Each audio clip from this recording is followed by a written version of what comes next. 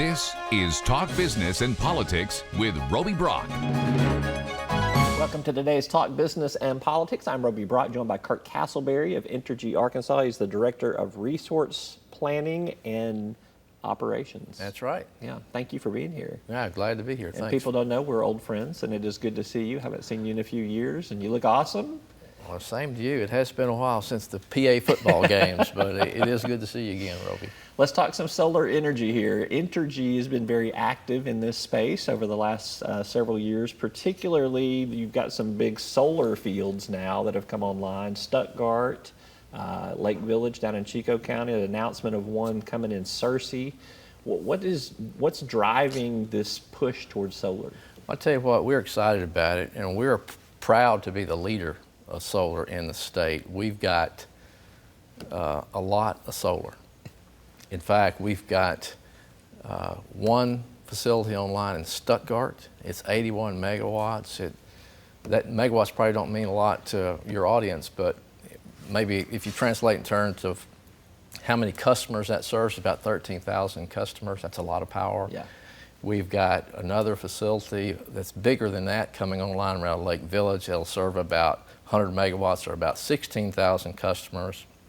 We've got another 100 megawatts in front of the Arkansas Public Service Commission that we're hoping will be built around Searcy, assuming the APSC approves that. That's another 16,000. And then we're looking at a couple of other transactions as well that may be another couple hundred megawatts or so sometime in the future. But the really neat thing is we're going to have enough solar power to power about 77,000 homes of our average customer size in Arkansas, and that's good, and we're glad to be the leader in that space. Tell me what that does in terms of taking pressure off of the system for the resources that you presently have, which is more natural gas powered, nuclear power. There's probably still, I know you still have a couple of coal-fired plants that are there that you guys have announced you're going to be taking offline. Just tell me how shifting to solar changes resource planning. Yeah, sure. I mean, first off, it's a natural fit for us. We're a utility that we really have a focus on keeping our rates low to customers, which solar does. These are economic transactions. And as you point out, it's a natural fit because it fits into our portfolio and displaces some of our, resources like coal that are, phasing out over time. But our solar resources fit wonderful in there. They're economic. They're big for a reason because they keep our rates low. There's a real big cost differential between what we call utility scale, like Stuttgart and Lake Village, and some of these other smaller ones out there. And we're hearing from our customers that they like low rates. Of course, we like low rates because of the economic development aspect of it. Yep. Making electricity from sunshine is a good thing too. It doesn't produce emissions, so it provides a good hedge against any kind of environmental regulations that might come down our path. What's happened in terms of cost analysis and cost structure in solar? What's made it so much more affordable? You would have done this 20 years ago if it had been affordable to do this 20 years ago, and it wasn't. Yeah, it's been around a long time, as you say, decades. But when my team started looking at, how we're going to plan for the future, about 5 or 6 years ago, solar didn't even pass the laugh test in terms of cost, right? But we kept looking at it, and it turns out that technology costs kept coming down, efficiency kept going up. Then you had the federal investment tax credit, and all of a sudden it made sense. So we started adding to our portfolio of these resources that provide our customers a big benefit, keeping rates down. They present, over their life, they present an ability to actually reduce rates. Mm-hmm. So that's good. And when you can do that with a resource that turns sunshine into electricity, that's really good. It's probably a lot cheaper too to build a solar field than it is to build, a power plant a traditional power plant that can cost over $1 billion when you look at some stuff like that. Well, yeah, I mean, they're two different, almost kind of an apples and fish comparison, honestly, compare a big power plant to a solar plant, but yeah, it is cheaper. And on a per kilowatt basis, it is a little bit cheaper, depending on what plant you pick, certainly. Let's talk about solar tariffs. This is something else that you guys have rolled out there that you're going to give some customers, industrial as well as individual customers, some flexibility and how they kind of, I guess, get electricity from you, I guess I want to make it clear it's not that somebody's going to say, well, I want to be solar powered now, but you've got a way to route power a little bit more effortlessly. Kind of talk to me about solar tariffs and how they work. Oh yeah, thanks for asking. We're excited about that too. We're listening to our customers. Our customers tell us that some of them want direct access to solar. And in large part, you see a lot of it in the media where you talk about Starbucks wants solar power or renewable power. Walmart's the same way. You'll see Target, you'll see Facebook and Google. If they want to do business with utilities that have a lot of solar power in their portfolio or renewable power, in our case it'd be solar. Solar is renewable.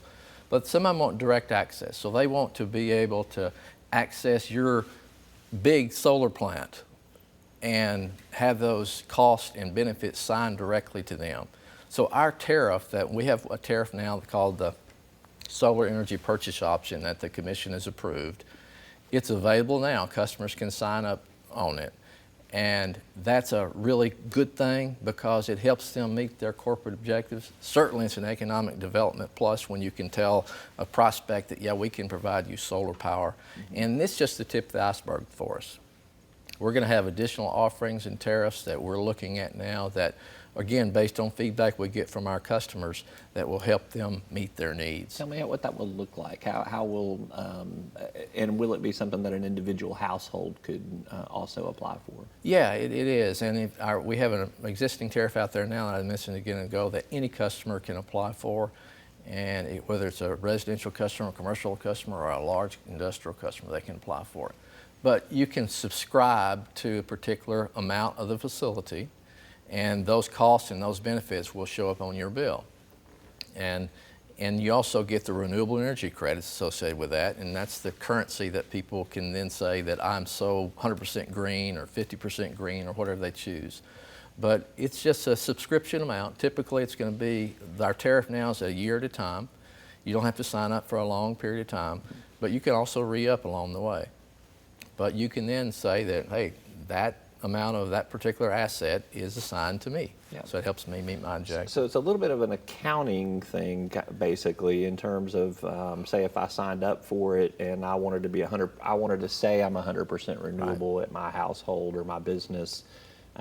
You've got a certain amount of capacity that you can assign to that to that solar power plant there, and once it hits 100%, you got to move to another solar power facility. Yeah, that's right. And it's an accounting thing, and it's important that that's done right too. And the Commission recognizes this. We want to make sure our tariffs do not disadvantage our customers who are not on those tariffs.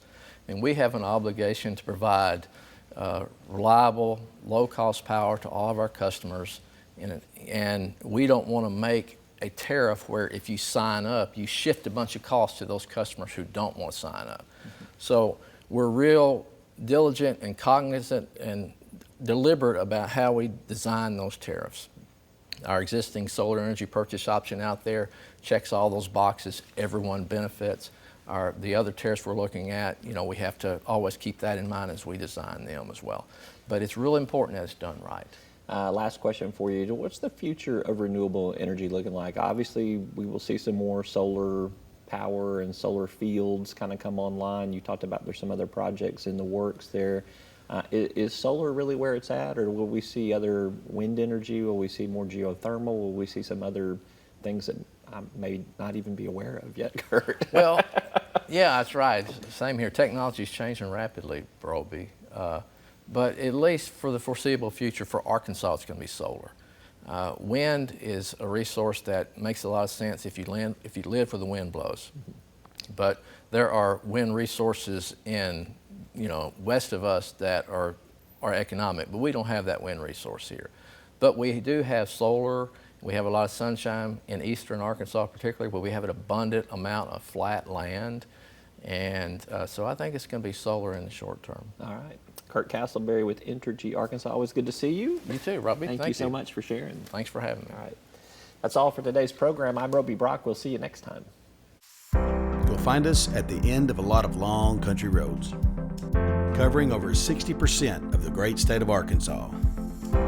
Our 17 electric distribution cooperatives are working day and night to provide reliable reliable, affordable power to over 500,000 homes, farms, and businesses, just like yours. The Electric Cooperatives of Arkansas, your local energy partners. Each day, the promise of our nation begins again. Arkansas and America moving forward. I help make that promise a reality. It's not for everyone, but people everywhere depend on us. Oh, I love you too, sweetie. Trucking delivers, or everything stops. And that's what drives me.